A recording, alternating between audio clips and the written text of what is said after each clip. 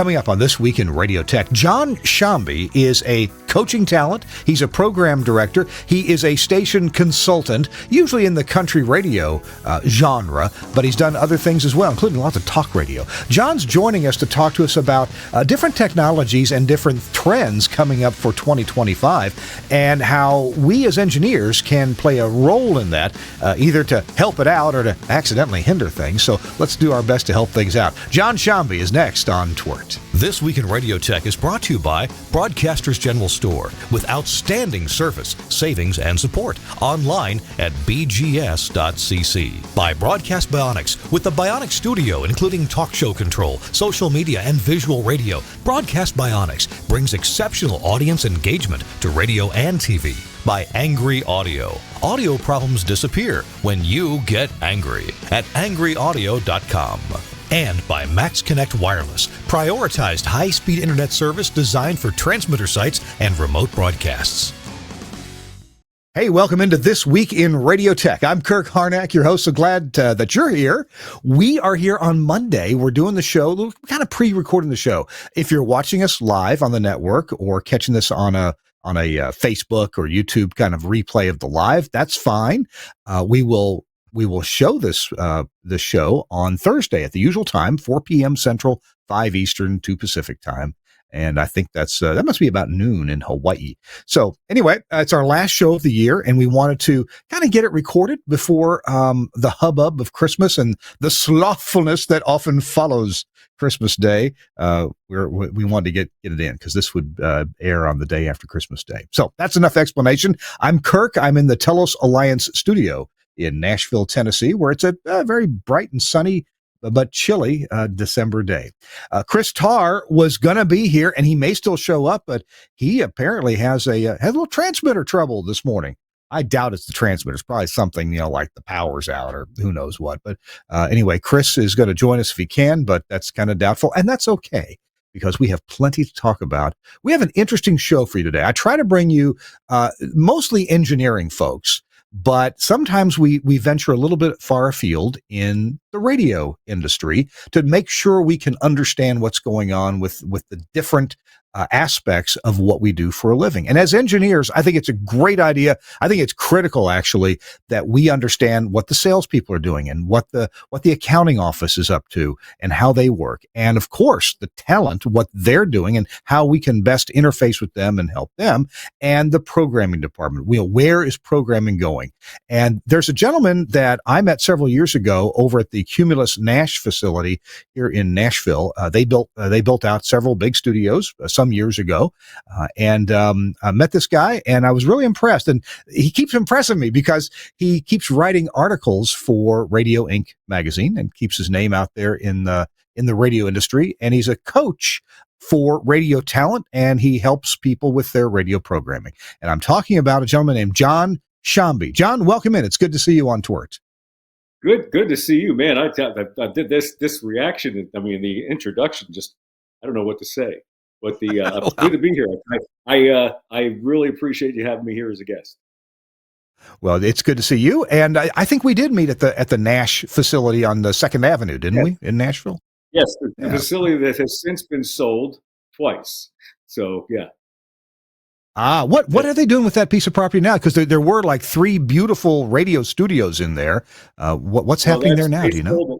They sold it to a developer. I know you're shocked, a developer in Nashville.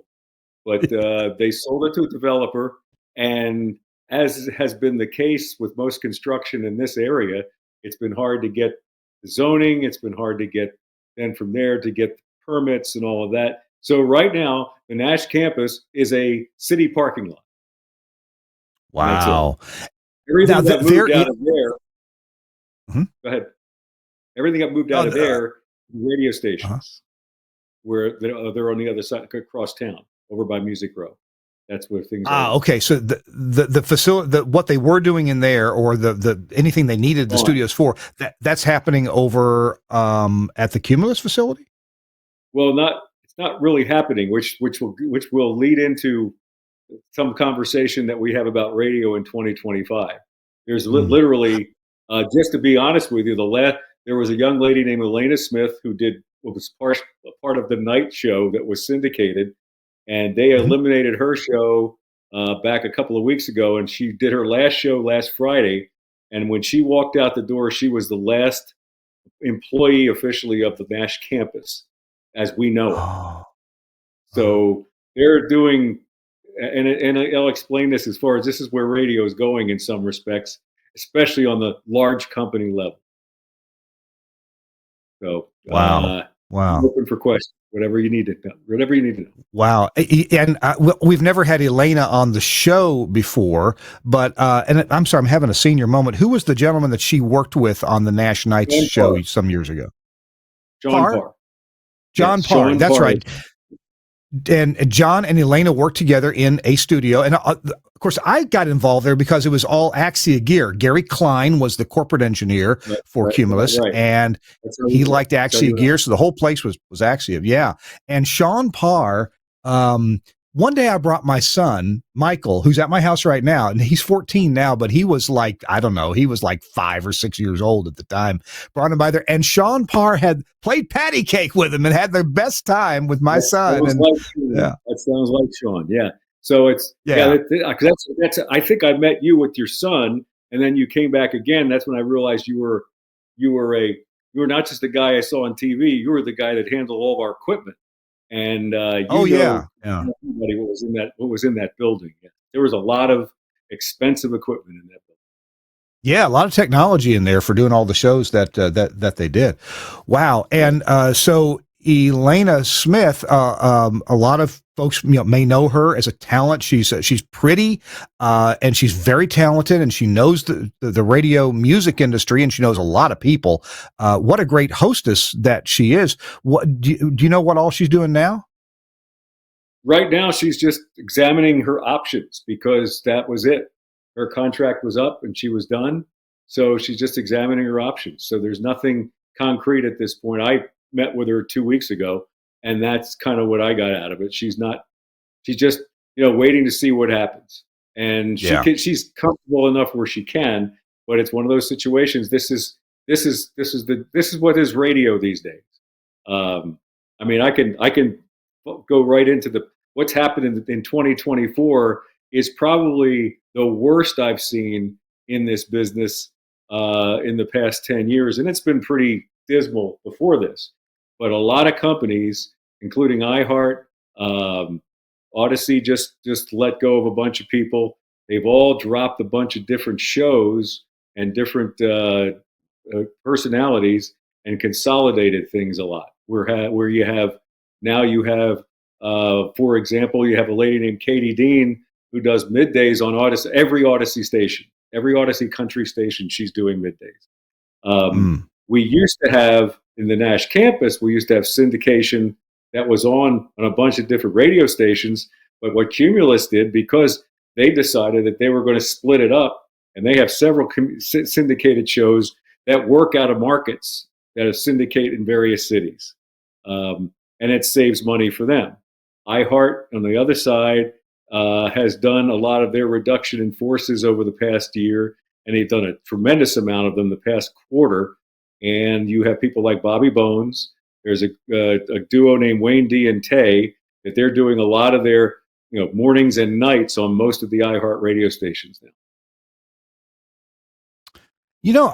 I guess there's a question I want to ask, fundamental question about nationwide or regional personalities, because in the television business, this has, as long as I've been alive, this has pretty much been standard, where a nation or people around the water cooler at work or people around Zoom meetings now, we are familiar with national personalities, whether it was Jackie Gleason or Ed Sullivan or Ryan Seacrest today, who's on radio and TV.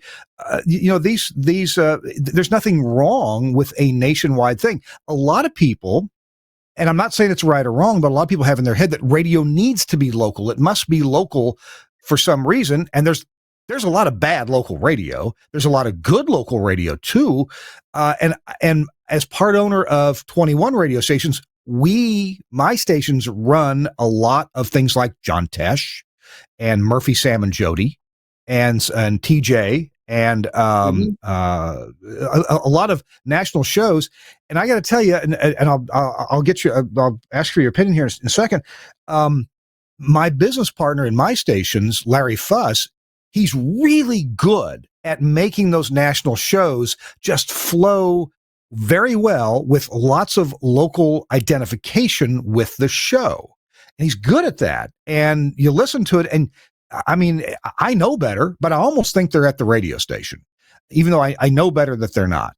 So anyway, I'd kind of like to hear your opinion on what nationally syndicated shows mean to radio, and whether that's a good or a bad thing, or just a thing that's part of what radio is, and maybe will be more of what radio is.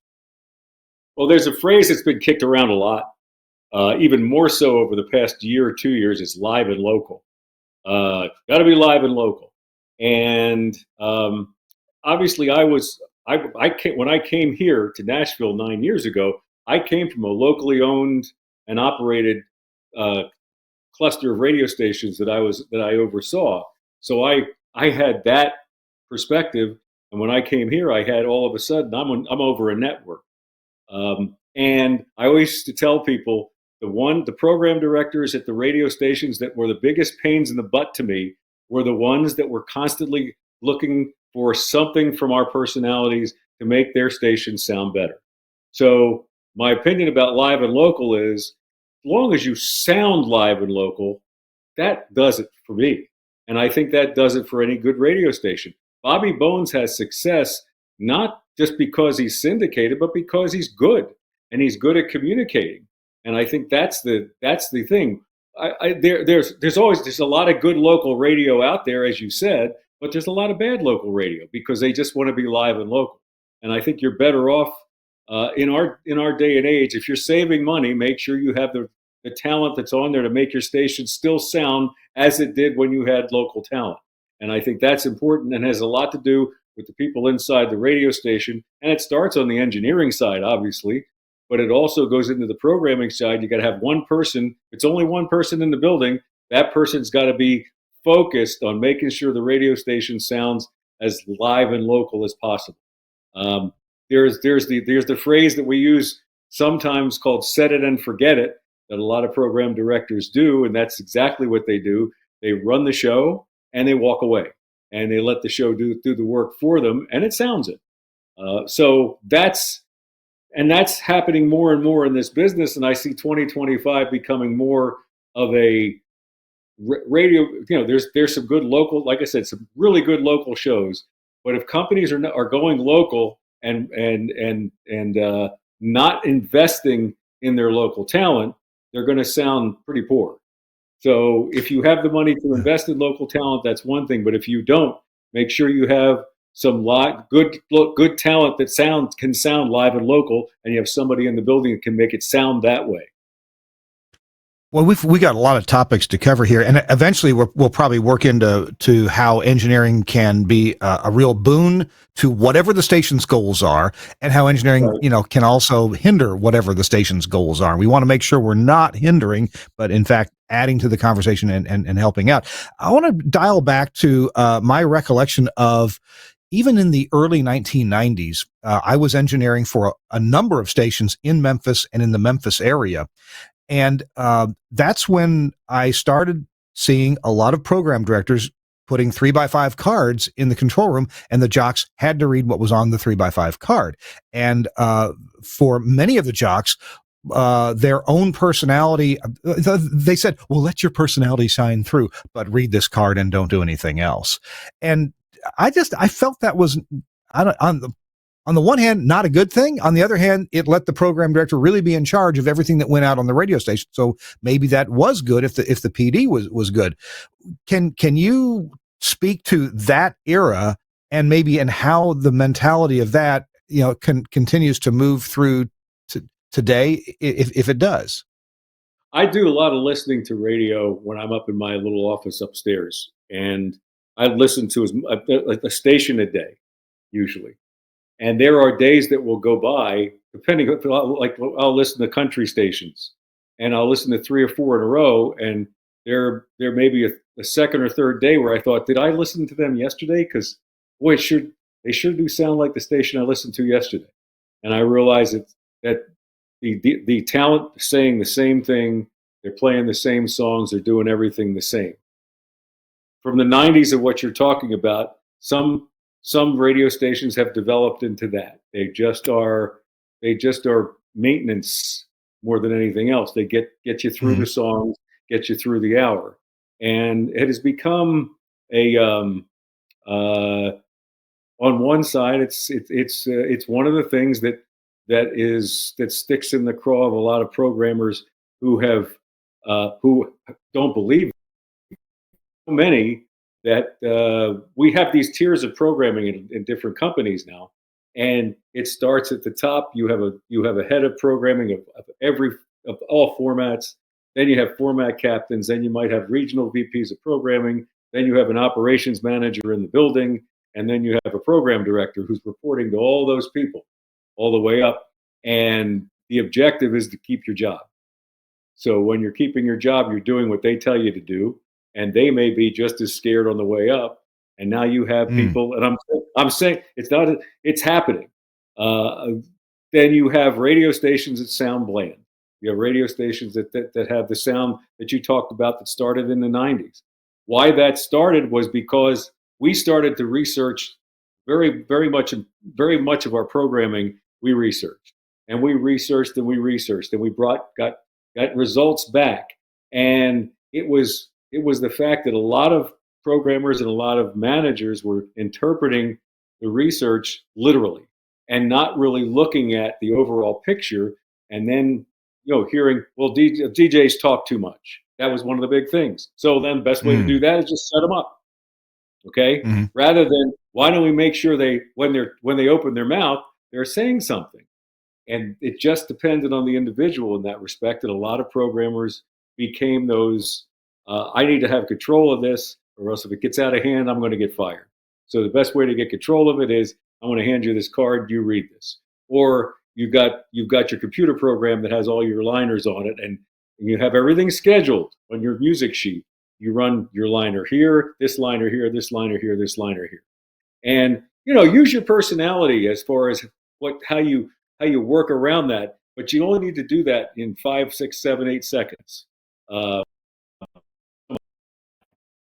I mean, it takes a good talent to do that, but it also takes a good talent to make something that may be 2 minutes long sound like it's 20 seconds. So Yeah. it's just, and I think programmers have gotten lazy, not just lazy, but busy, because, one of the talents I coach is a program director. He's the only person in the building, and he's got to handle what he does. He's on 5 other radio stations, and he doesn't even have time to do the music. He just lets the people above him do it because he just doesn't have time. And that's another issue too, because time has become an issue. Back then, there weren't all these tiers of programming. As consolidation came in the 90s, it was just research, and we got nervous about the research. Then as the companies got bigger, now all of a sudden you're a public company, shares, you've got to make sure your ratings cover a certain amount so that you make a certain amount so that you don't lose money. And it just trickles down to just play it safe. And that's kind of what's happening in a lot of radio stations. We are talking to John Shomby. John is a talent coach. We're going to get a little bit more into that to find out, what John does as a talent coach. Man, I'll tell you what, there's been times I wish I could use coaching in my life. I could use coaching for my singing in choir. I could use coaching for my verbal delivery. There's a lot of things I could use coaching on, and I've never had that in my life. So I want to ask John about what he does for talent coaching. Also, coming up, we're going to ask John about what's his ideal station consulting situation. In other words, what given carte blanche, what can he do for a radio station to make it just amazing? And also I want to talk to John. I'm giving John some previews of our questions coming up about PPM, personal people meters, and seeing how that technology affects what stations do on the air. So we'll be That's all coming up. Our show This Week in Radio Tech is brought to you in part by Angry Audio. And Angry Audio makes this amazing little audio console. It's analog, and I'm all about the digital stuff, the AOIP. But if you've got a little studio where you need to just plug in some sources, put your jock in front of the console, and have them just be able to work that thing easily and efficiently, well, this is what you want. The Rave console from Angry Audio. We're going to show you some pictures of it right here. The Rave console. I was visiting Mike Dosh, Catfish as he's known by, the CEO, president, founder of Angry Audio, and he's had a lot of experience in designing audio consoles. He used to work at Pacific Recorders and Engineering, PR&E. And he also he was my boss actually at Telos Alliance, especially with the Axia consoles. And Mike has got his own company now, Angry Audio, designed this analog audio console. It's 8 faders, and then there's 2 more faders for the control room speaker volume and for the headphone volume. It's got a couple of buses plus a utility or telephone bus. It has XLR connectors for up to 4 mic inputs, but those same inputs can also be line level if you want to just bring in all line level sources. And the rest of them are line level. It, of course, has all the features you'd expect in a broadcast console, like tally lights. So it's got contact closure for tally lights and things like that. It does do mix minus for your phones, for your codecs. The audio specs are just absolutely fantastic. This is one thing that Mike Dosh is really good at, and that's designing super quiet, super great sounding, super flat EQ response audio circuitry. Check it out, the Rave console from Angry Audio. You can go to the website, angryaudio.com, and look at it there and see the features, but then you can purchase one from your favorite broadcast equipment dealer. And it's what a beautiful, this thing is, it's heavy. It sits on the console. It ain't going anywhere because it feels like a really good piece of broadcast gear. Thanks, Angry Audio, for sponsoring This Week in Radio Tech. Now, our show is also brought to you by Max Connect and Max Connect Group. Max Connect Group, these guys do a lot of things that we as engineers need and station owners need. I think there's a shortage of engineers. I mean, people are just stretched really thin. Engineers are stretched really thin. Transmitter sites, studios, problems occur here, problems occur there. Chris Tarr right now is handling a problem with a transmitter. That's why he's not on the show right now. And if you're just overwhelmed, or hey, if you're a station owner or a manager and you can't find an engineer who's got the time or the expertise to take care of your needs, Max Connect Group is a full-service broadcast technical firm. They have offices in Alabama, Maryland, Ohio, South Carolina, and Texas. And of course, you don't have to be in a state where they have an office. They'll travel. They are mostly traveling in the eastern U.S., but they will go anywhere. And they are really super good at correcting problems, maybe some long-term transmitter site problems that you've had. Maybe you need a studio rebuild. Maybe, and here's one thing that they are particularly good at that people seem to need. Maybe your remote control system for your transmitter site is just barely operational or not operational at all. I mean, do you have to drive to the transmitter site to push a button? You shouldn't have to do that. These guys at Max Connect are particularly good at setting up, wiring up, and giving you the tools you need to remote your transmitter site and keep total tabs on what's going on. Now, Max Connect Group, they also advertise their wireless offerings, their 4G LTE wireless offerings, and they have been improving that more and more, offering more and more services for their high-speed LTE internet service. Now they can actually integrate satellite delivery along with the 4G delivery. In other words, they can give you several layers of reliability for connecting to your transmitter site. They have great ideas for helping broadcasters. One reason why? They are broadcasters. Check them out. The Max Connect Group, go to maxconnect.com. I know it's spelled funny, maxkonnect.com, and we'll have their link in the show notes if you want to check them out. All right, I'm Kirk Harnack. It's This Week in Radio Tech, our last show of 2024, episode 728. Our guest is John Shomby. John is a talent coach, and actually, I'd love to switch gears and go to that topic, John. I mentioned before the break that there are things in my life I'd like some coaching on. I never have, had anybody to pay for it for me or the money to do it myself. As a talent coach, what do you do with with talent to make them better? How does that work? Well, first of all, I was a radio program director for 45 years, and you work with talent for that long, you kind of learn the buttons to push. But I always tell people the time I really learned to coach talent was I wound up moving from the music side, and I programmed a talk radio station in Dallas, Texas in the 90s, KLIF. And I Hmm. had, this is one of the last ones like this, I had 7 live local talk show hosts who all thought that everyone listened to their shows the entire 3 to 4 hours that they were on the air. And it was a very Hmm. different group. And I was used to the time and what we used to call time and temp jocks in the 70s and 80s, where you just, those are the ones they wanted the cards to read. But these guys were a whole different breed, and I learned how to motivate talent, how to how to get through to each individual, because they were individuals and they thought, again, that they everybody listened to every word of theirs, and you had to help them through that. So that helped me. And then getting into, it was much easier to work morning shows after that, et cetera. Once I decided to go into business for myself, I've always been a mentor of people. I've always mentored people in various parts of a radio station. And I just thought maybe it's time to start coaching some talent. And I don't do a lot. I don't coach a lot. I'm selective. I maybe have 3 clients at a time, and that's about it. But what you basically work on is it's not me telling them what to do as much as letting them know how talented they are and having them bring that talent out and have them be comfortable enough to be able to um, get themselves to a position where they can move to a better job, or their ratings can get better, or they can get more money, or whatever it may be. It's just I kind of coach confidence more than anything else. That's kind of the idea. And we work together on it rather than me giving them a list of things to do. It's not a lot of that. It's very informal. And Hmm. we may go through a show here or there, but it's more along the lines of what's on your mind. Tell me what's on your mind. Tell me what got you this past week, et cetera. So that's kind of how I coach talent.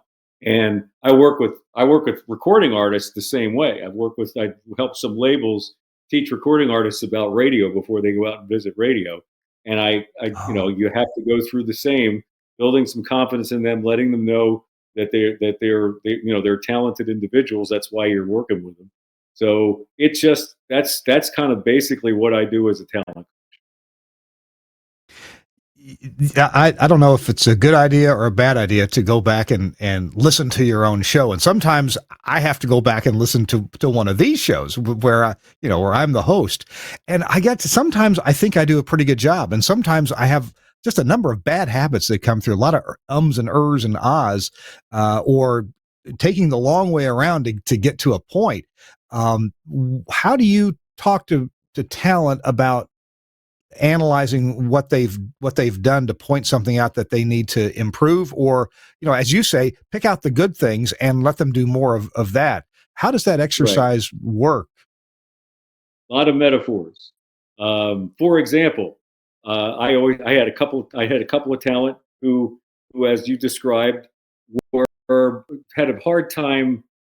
Once they get to the point would be made and made and made and made and made.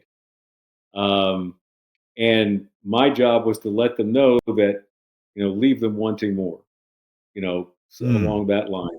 Teach them how to teach them to know what, when you've said the one thing that you wanted to say. What's your point?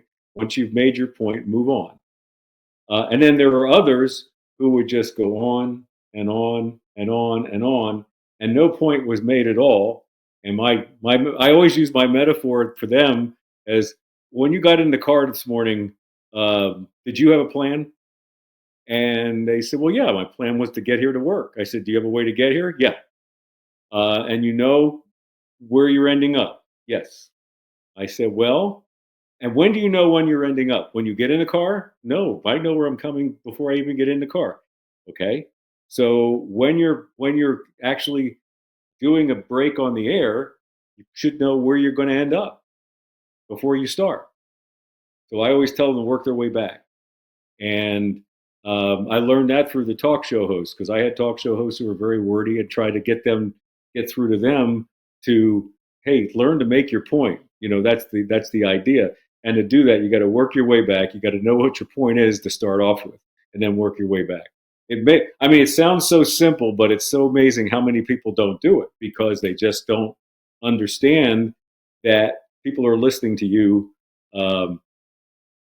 not as closely as you think they are. So you've got to break through that clutter. You got to break through all of that, and to do that, you have a clear point. Know where you're going to end up. Don't ramble on, because they'll get tired of it. They can make the decision that quick to change the station, or go to some other digital program, or whatever it may be. Wow, coming up with a sense of that, that I think that's a very special skill for a person to self-recognize that the point needs to be made better or hard, and then we need to either move on or riff off that point without saying the point again. What comes after making the point. So wow, are there skills that a talk radio host would develop that a music-based disc jockey, a music-based host could also learn from, or vice versa? How do these things have any cross-functional capabilities? What I just described is both personalities, is both formats, is know where you're going to end up. A talk show host has a little bit longer to do it, obviously, but it has to be entertaining on the way. So when you have figured out what your end point is, what your point's going to be, what are you going to dazzle them with to get up to that? What are going to be your important parts of the entertaining and informative parts that get you to that point? And that's what makes a talk show host really good. For a DJ, it's the same thing, but it's in shorter doses.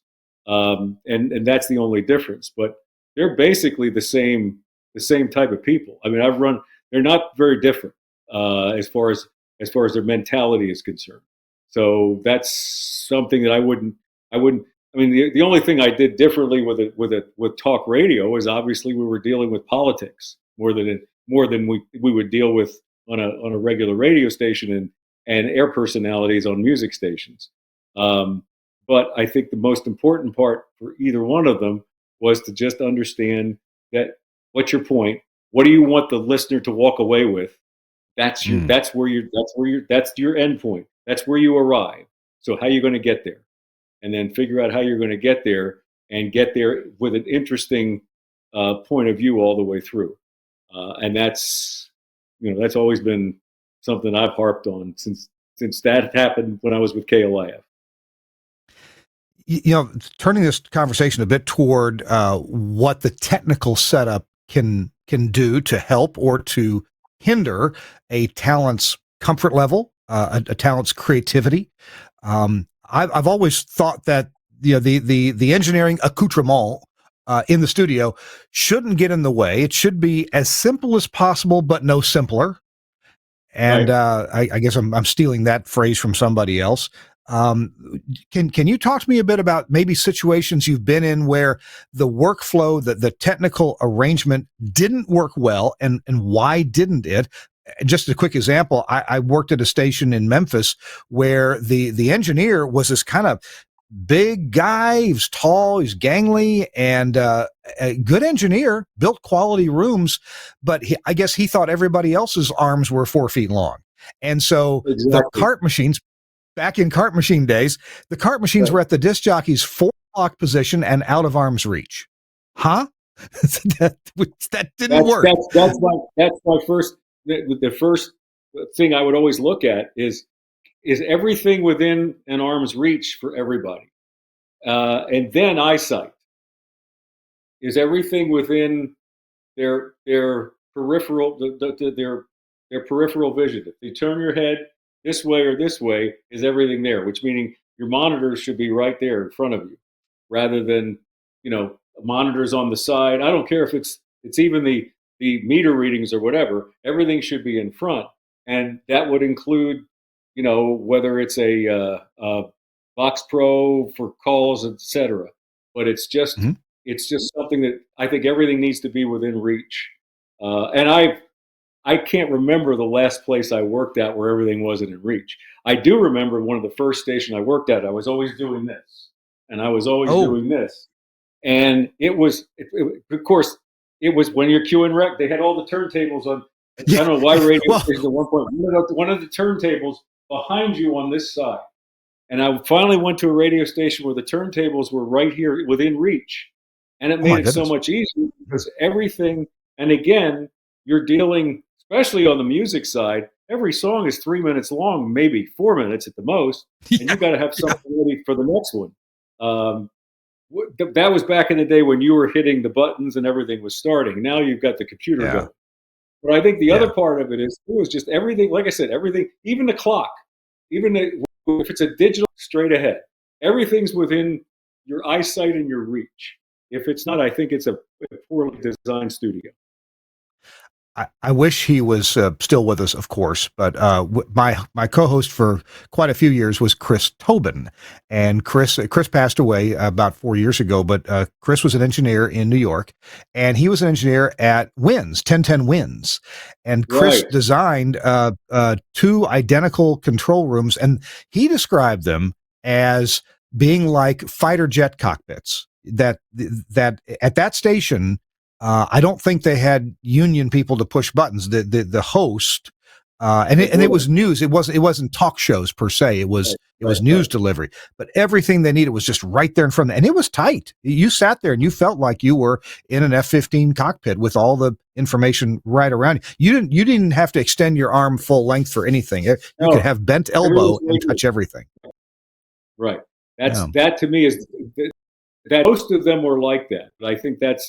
I will tell you that even the place I worked at here in Nashville, the Nash campus, the way the setup was, it was set up to have really nice equipment, good, but it wasn't functional in a sense of where everybody had to sit, and the result is to look good for people coming in and seeing it, but for the people to work on it, it was not very. We had to make a lot of changes to this, just the where people sat and how they, where they could reach for equipment and all of that. It was done a little differently. I think it was done for the benefit of people seeing it rather than people working on it. Well, sometimes that is part of the goal. And then there's competing strategies and competing goals when you design a studio. You obviously can't put everything all in the same. Right. The engineer gets caught in the middle of that. So that's the other part. But I will tell you, the best engineers I've worked with were the ones who understood programming, but also were very staunch about how things were operated. So if if a personality was not fully vetted on a piece of equipment, I wasn't allowed to put them on the air. A couple stations I was at until they were, and they had to go through their motions with the engineer, and he would come to me and say, "Okay, I signed off on it," and that's how it worked. And I think I wasn't crazy about it, but I understood it, and I think that's how the two departments work together really well. And I have one engineer that we spent a lot of time. Well, he happened to be a Philadelphia Flyers hockey fan, and so was I. So that was our connection. But he was also really good at. I found out that he was the type of person that was really good at troubleshooting.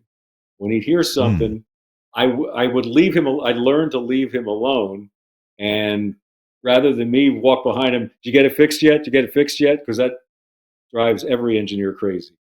I know that he had something working in his mind, and he would do this deductive reasoning that would break it down, and then I'd know that we'd be fixed at some point. And he'd come back to me and says, "All right, so we're taken care of. This is what I figured out," and it would be done. But we had that kind of confidence in each other, and that's a good thing to develop between a programmer and an engineer, because and you have some programmers who think they have the best ears in the business, and they really don't. I mean, we've been sitting with headphones in our, up to 10 for 20, 30 years. How can we have good ears? Okay, that's the first thing.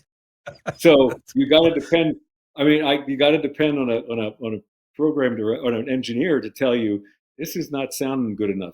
I can fix it so it sounds the way that's pleasing to the listener and makes you happy. And that's the kind of. But an engineer has to be. You have to depend on the engineer to be able to do that. A lot of program directors step in the middle of that, and I try to keep.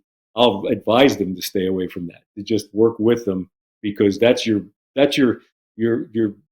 two best friends in the radio station should be the engineer and the accounting, and the person who works in accounting writes the checks. So that's it. I have been to stations where it was critical that the engineer was in charge of the audio processing, but I've also been to stations. I was at a big New York radio station. It typically is number, I don't know, 2, 3, 4 in the ratings. At least back then it was. Well, it was a Spanish language station, Spanish Latin music, and I asked the engineer, because I went there to update the software in their Omnia 6s. This was quite some time ago. So there I was in the Empire State Building, in the room where that airplane crashed into the Empire State Building so many years ago, in that room. And so I asked, we updated the software, and I said, now, how do you adjust the Omnia 6? He says, I don't. So what do you mean you don't? He says, I don't know this music well enough. I don't know because there's a lot of trumpets, there's a lot of brass in their music, and so there's a lot of things that I don't really know about. I give the program director the keys to the Omnia 6. He adjusts it. It sounds great. So I think it can vary, from one place to another. About that. There's no question about that. That's I would, if I'm an engineer and it's a Latin radio station, I would depend on the people who know that music more than anything else. But yeah, that makes a lot of sense. So we're talking to John Shomby. John is a longtime program director on a national basis, a local basis, and a coach. He understands so much about how to make good radio. We've got more to talk about, including how PPM, how that technology, how that affects programming. It used to be, maybe how diaries affect programming in smaller markets. Also, and we're still kind of working around studying how does an engineer help the goals of the radio station, or maybe accidentally hinder the goals of the radio station. I certainly have been exposed to both. This Week in Radio Tech is brought to you in part by Broadcast Tools, and this really cool product they have that we haven't talked about much. It's the Pro Mix 1. From Broadcast Tools. It's a single channel audio remote podcast mixer that's perfect for most remote broadcast or podcasting applications. It has a single microphone input channel. It has a balanced mono program output with defeatable soft clipper. It has a built-in USB codec for computer audio playback and recording. So yes, you can just connect this right up to your computer. It's kind of like an external sound card with all the, with the audio inputs and outputs built around it. It does have and something interesting. It will really help you with your intercom, with communicating on a back channel, if you will, back and forth with other people in the room or people back at the broadcast facility. So it's got full duplex talkback capability and an IFB audio input with level adjustment. It has a single 1/4-inch stereo headphone output with independent volume, the IFB pan and program pan controls for custom headphone mixes. That's important. Hey, I want my IFB over here or over there, or just mixed in with the rest of the program. You can do all that. It has a remote channel control and status connector, and it can be combined with additional ProMix 1s with the ProMix Hub 6 and standard Cat 5 cables. This is really important. They have this product called the ProMix Hub 6 that lets you hook several of these together, and you get the IFB and you get logic going between the different units that way, and they all can work together that way. This is a really smart system put together, of course, by Don Wingett at Broadcast Tools, the ProMix 1. You can check it out and buy them from Broadcasters General Store. BGS.cc is the website. I tell you, everything you need for broadcasting, you can get from Broadcasters General Store, including if you need to add television, need to add video to what you do. If you're running a little TV station, you can get lighting and it's all the things that you need for television from BGS. Love these people at Broadcasters General Store. They are smart. They are kind, and I've just had great experiences with BGS for many, many years now, including back in the day when I was the engineer for Sam Phillips in Memphis. Kurt, call them pretty girls at BGS and give me a good price. We would do that. Their website, bgs.cc. Thanks a lot, Broadcaster General Store, for sponsoring This Week in Radio Tech, and thanks to Broadcast Tools for making such a huge array of things that you need to help get your job done as an engineer. All right, I'm Kirk Harnack. Chris Tarr is, it's so sad. He's having to solve a problem today. And I wish him well with that. And John Shomby is our guest today. We've taken the tack of talking about programming and coaching and how programming and engineering can work together, how they should, how sometimes it doesn't always go well. John, we wanted to talk a bit about PPM technology. Some people think it's good. Some people really hate it. And it certainly can be maladjusted. So there's a lot of aspects to PPM. What can you tell us about your job and what you do and your consulting as it relates to PPM? Well, first of all, PPM is it's now going to be a wearable that will go from what looked like a pager, and now it's become a wearable, so that they can wear it around their wrist. And it's still just, what works. It works with the signal when someone walks into a building or gets into a car or whatever, and a radio station is playing. I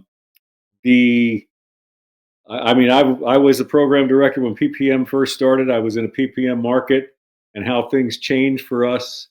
It changed the way we did the commercial breaks, and it's still in that mode now. If you listen to any radio station, I will guarantee you most radio stations will break somewhere between 13 and 17 after the hour, and somewhere between 42 and 46 or 47 in the hour. They call it a bow tie, and because it determined that the longer the radio station was playing music, the longer people would listen to the station. At least that's they were seeing from the PPM technology. And then there was a point when PPM first came in. It was in for about 2 to 3 years when we were discovering that there wasn't some of our signal was not getting processed properly, not encoded properly.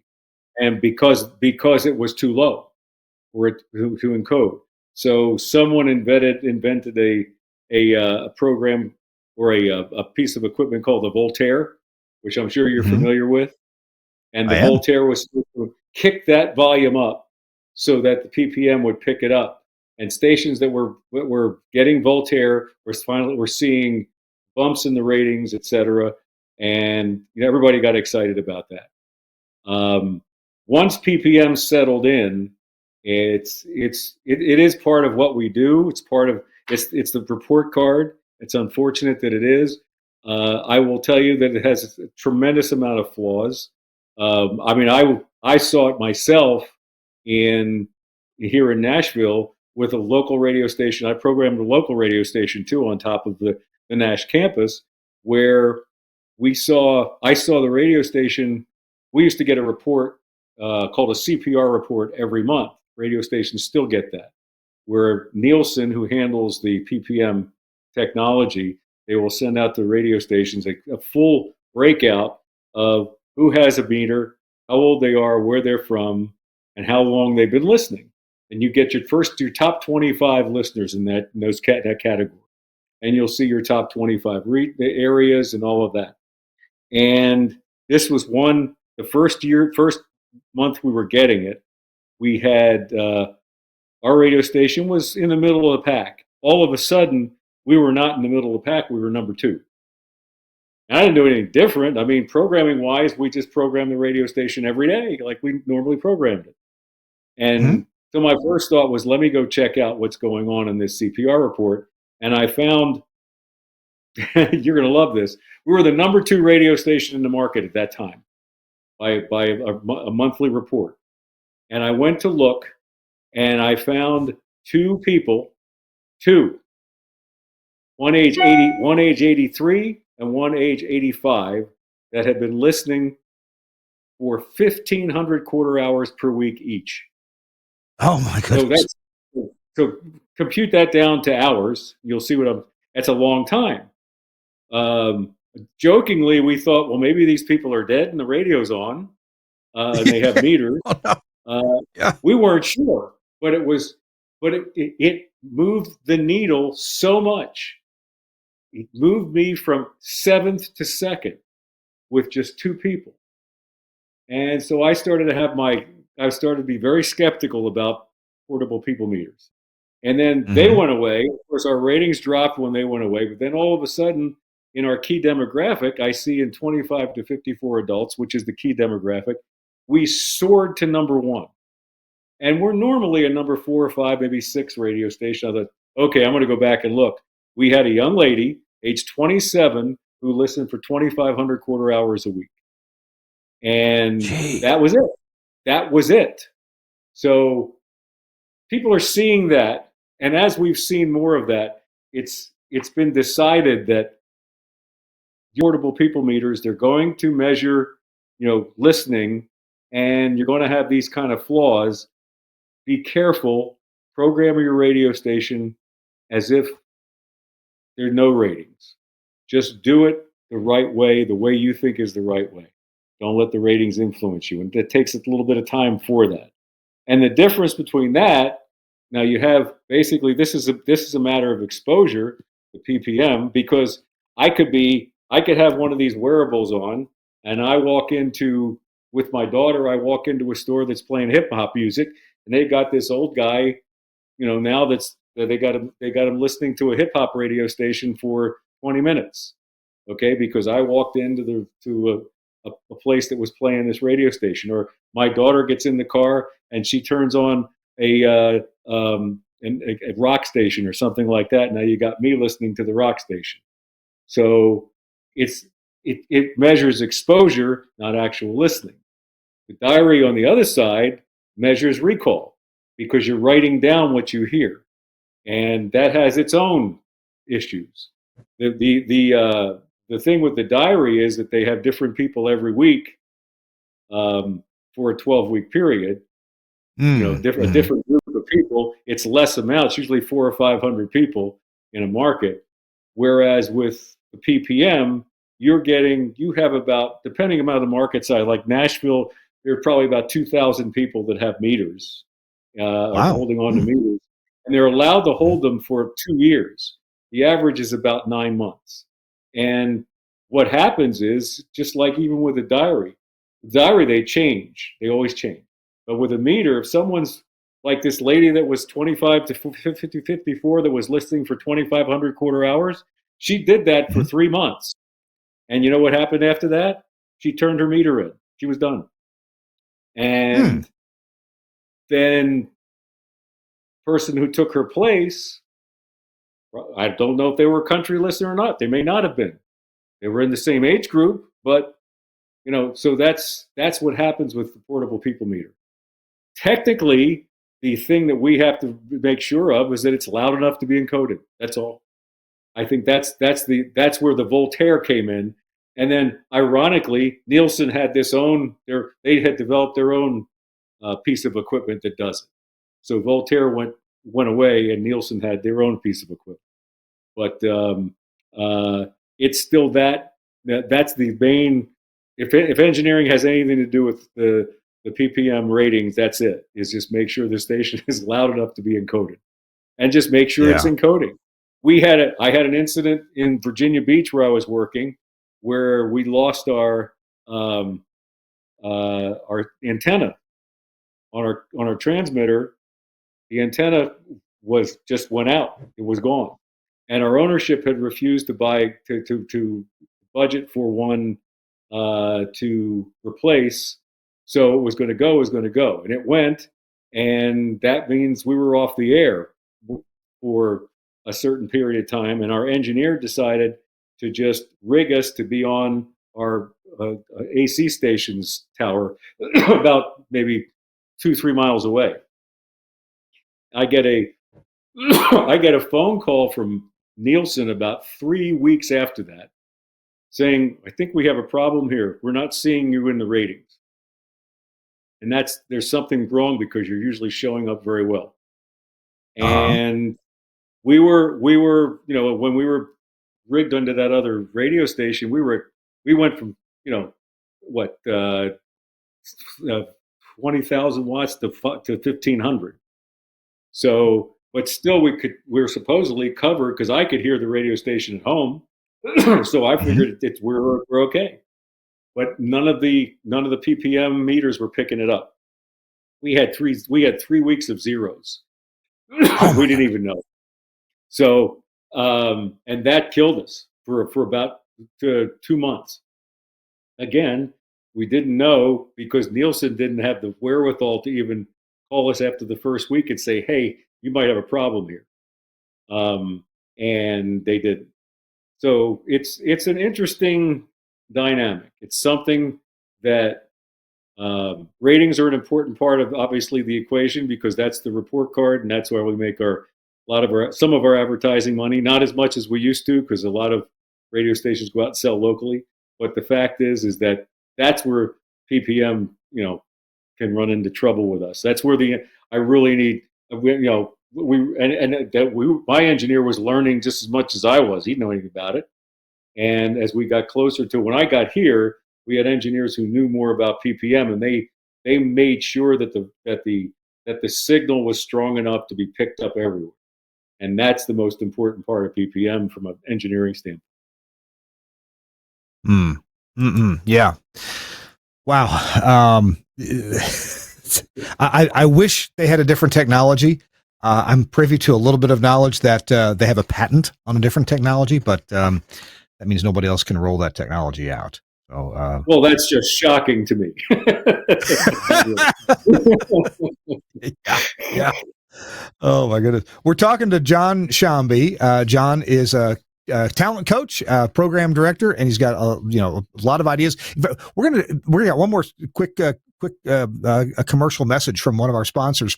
When we come back, John, we're going to have just about 5 minutes or so, and maybe you can give us a little look at what you think is ahead. We really hadn't even hardly got to that.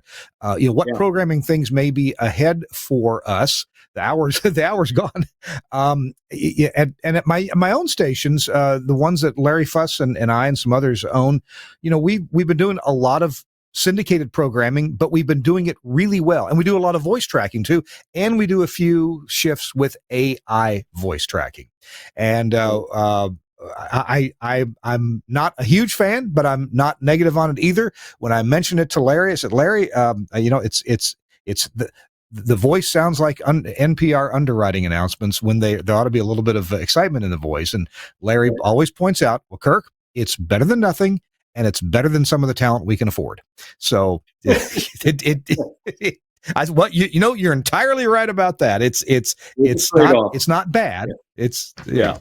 Anyway, that's coming up with John here in just a minute. This Week in Radio Tech, I'm Kirk Harnack, and our show is brought to you in part by our friends at Broadcast Bionics. They make something that makes our job as engineers easier. And this is the future. This is where things are going. And it's the Broadcast Bionics virtual rack. Let's show this video with Dan McQuillan explaining something about virtual rack. Now, we're looking at the virtual rack here, which is something we've chatted about before. Tell us what's new. Yeah, so we showed this for the first time at IBC, but it's the first time at NAB, and also more importantly, the first time it's now commercially available. So shipping now with some available containers from Telos. So we have software mixing, software audio processing, and software talk show available commercially. But first time showing it here, and again, as with IBC, getting a fantastic reaction from those who've been frustrated by or curious about or struggling with this idea of containers, managing that without the complexity of Linux and command line and all that sort of stuff, and really building a simple, scalable, flexible way of building your broadcast infrastructure. Fantastic. And something to my right here is the table that we spoke about last NAB, I think. That's right. So that we showed at last NAB, but again, like Virtual Rack, that's now also available and shipping from the show. And again, had a really good reaction from those people, with that challenge of looking to produce content, but maybe not from a traditional studio space, a more conversational kind of content, very suitable for speech-based podcasting or non-traditional kind of formats. And again, I think this show, we've really seen people understand the philosophy behind that it's not about a cheaper studio, it's about a different space for generating a different and a new kind of content. The virtual rack is the easy way to implement virtualized broadcast infrastructure into your broadcast facility. So you don't have to deal with selecting your own server. You don't have to deal with trying to install Linux or paying a third party to get that installed and get the Docker containers all installed for you. It happens just about automatically. You plug the server in, you browse into it, you pick out the functions you want, like a phone system or an audio console, or audio processing, and it installs correctly, and you give it the IP addresses that you want, and you're good to go. You can get all these things done with Virtual Rack. Broadcast Bionic is the brainchild behind making this easy, this virtualized broadcast infrastructure that so many stations are now either doing or seriously looking at or have already done in a big way. Thanks a lot to Broadcast Bionics for sponsoring This Week in Radio Tech. You can get to their website at bionics.co.uk. We'll have a link in the show notes. All right, John Shomby, we've just got 5 more minutes together here, and I promised you, me, and our listeners, what's ahead? What changes do you think are going to be occurring in the broadcast field? And I know we're talking about stations from small to big, but if you can just kind of give us a big happy middle of where you think some things are going, that'd be helpful. Well, I think AI is becoming and will be in 2025 an integral part of a radio station's staff, so to speak. And I'm not talking about the personalities per se, but I'm talking about whether it's writing copy, producing commercials, producing promos, things of that nature. An added production director might be AI, but I think AI is becoming more and more an integral part of a radio station, and has to be, because of all the people doing multiple jobs. It helps replace the people that have already been let go, and it does a very good job at it. And it also depends on how, again, it's garbage in, garbage out. That's another thing. But from an engineering standpoint, I think that's what you really have to, I would suggest making sure to learn as much as you can about AI and be ready with your staff to show them how it works and show them the good and bad parts of it. I think what else is coming for 2025 on the radio side is the fact that it's not just what's coming out of your terrestrial speakers anymore. Your stream has to sound top notch, and I mean top notch. I think there's more listening on streaming than ever, and it's becoming. And especially if we're still trying to attract a younger audience in some respects, and even the older audience, they're going to listen on streaming. Because if I get in my car now, I have Apple CarPlay, and for me to find my radio station on Apple CarPlay, I could tell Siri to go find it, and she's finding the stream to play for me. That's it. I listen to radio stations all over the country in my car, and I'm listening to their streams, and I hear some very, very pitiful streams.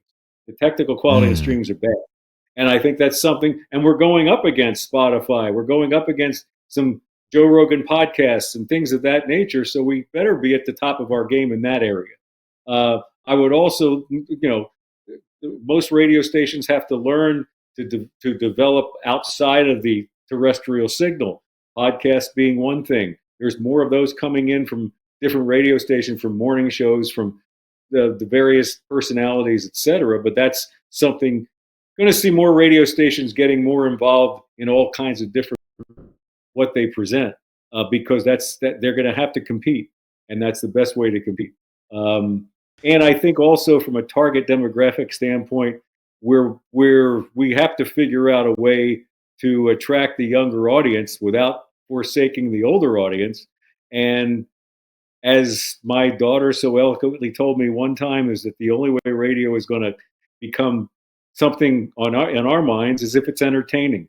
They can get their music wherever they want, and that's what we have to understand on from a radio standpoint. It's no longer the music medium that it used to be. It still is in some way, but it's more a talent personality medium more than anything else, and it has to be addressed that way.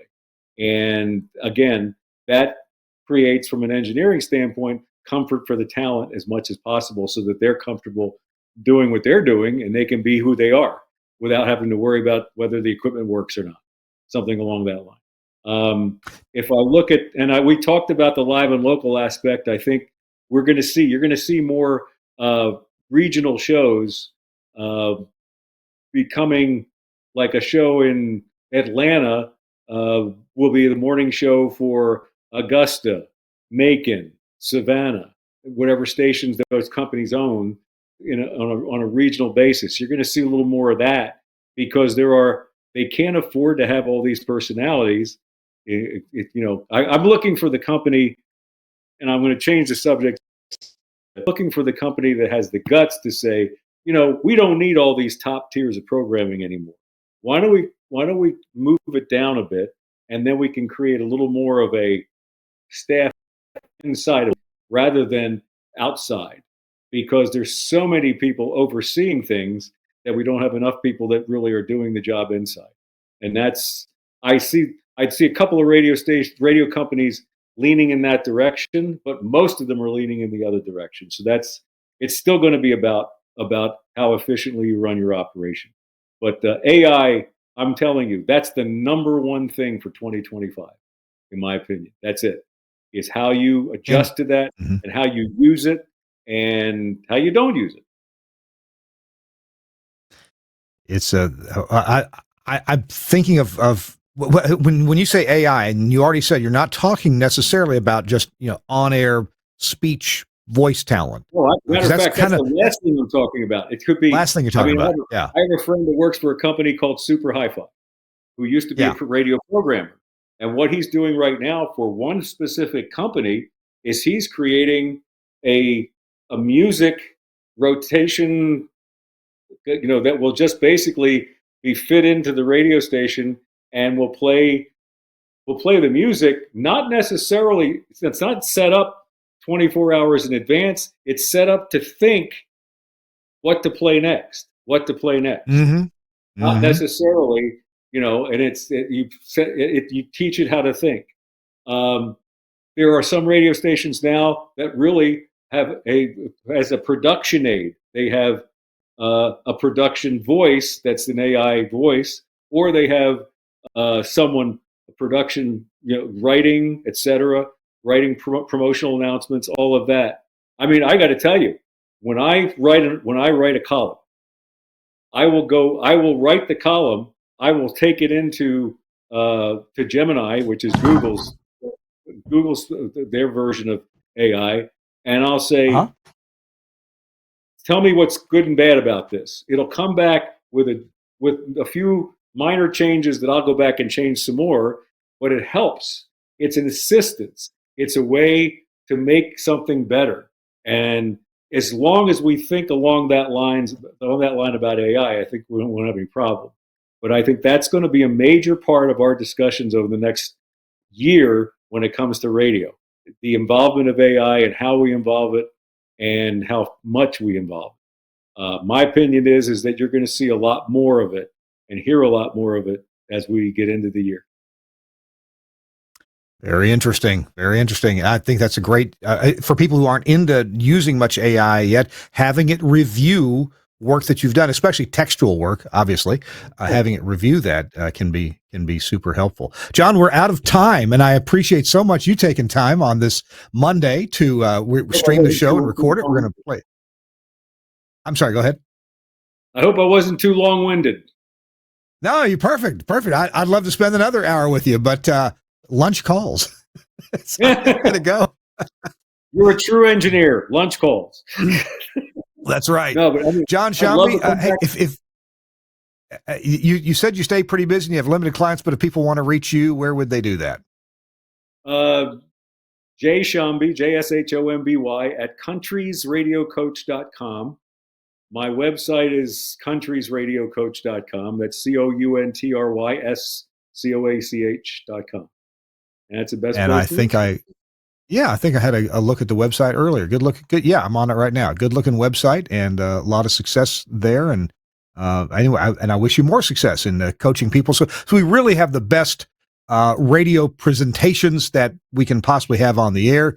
Maybe there's fewer talent on the air now than than before, but we'd love for that talent to be really good. Absolutely. Thanks for your help there. John Shomby's been our guest. I'm Kirk Harnack, and wishing you a very Merry Christmas, and hope 2024 wasn't too bad for you. Hope it was good, actually, and looking forward to a better 2025. A lot of things are going to happen, I think, so let's just be in the game and be in the running. Big thanks to Suncast, our producer, for producing today's show. Really appreciate you, Suncast, and we will see you next week on This Week in Radio Tech.